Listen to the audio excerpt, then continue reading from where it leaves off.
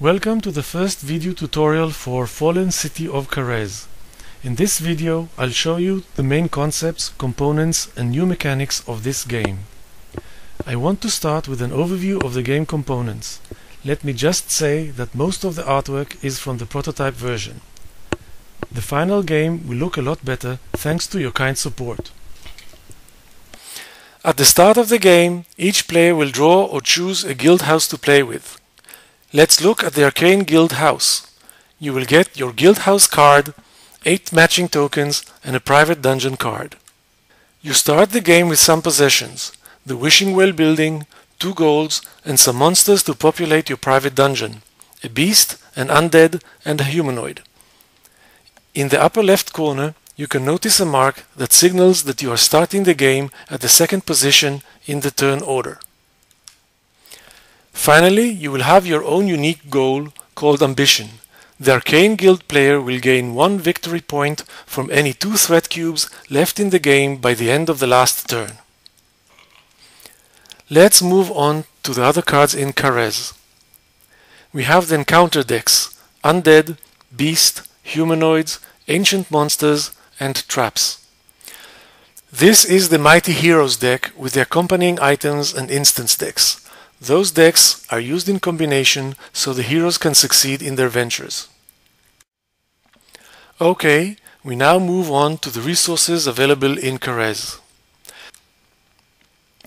The Threat Cube and the Valor Cubes represent the 2 opposing sides in the classic clash of good versus evil. Balancing them is a crucial factor in a successful game of Karez. Gold cubes and gem tokens are useful to buy or operate some actions throughout the game. You don't want to be left without them. Citizen and Adventurer are the 2 types of workers you might find in Karez. You may use them throughout many unique actions and also as a pure resource, so you can transform them into something more useful for your cause. At the City Center section in the main game board, unemployed citizens and eager adventurers will start to amass. In each turn to act, you may choose to attract 2 citizens or 1 adventurer and assign them to your desired action. Okay, after we introduce some components, let's move on to the gameplay. The action and activation phases are the economic parts of Karez. Let's start with the Traders Guild player. He wants to operate his market building. He then takes 2 citizens from the city center and places them on the vacant market stands. After placement, his turn ends and it's the next player's turn to act. Let's skip to the activation phase. The market stands will fill with goods produced by the working citizens he placed earlier. You can only trade instants in the market, so the player draws from the instants deck 2 new cards and places them adjacent to the citizens' stands. When the citizens are done working, he returns them back to the city center for future use. The trader's turn has come to its end. The heroic guild player turns to act. He wants to buy a new instant for his party of heroes. He will pay the owner 1 gold for this instant. Now he can take his newly acquired instant to his hand.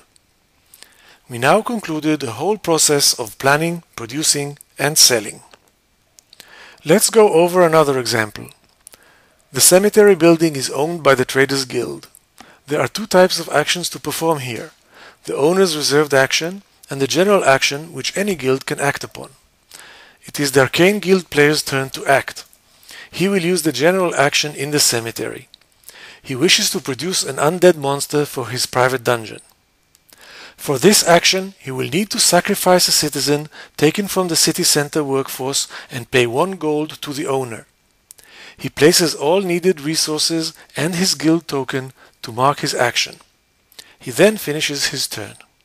Let's skip to the activation phase to look at the outcome.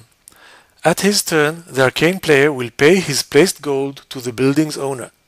He will kill the innocent citizen and not return him to the city center, but he would rather place it in the reserve pile. The player then draws a card from the undead deck. He now has a new zombie in his horde of monsters. This is the conclusion of our first instructional video. Keep tuned for the upcoming adventure phase video. For further information and more detailed examples, you can download the rulebook from the link below.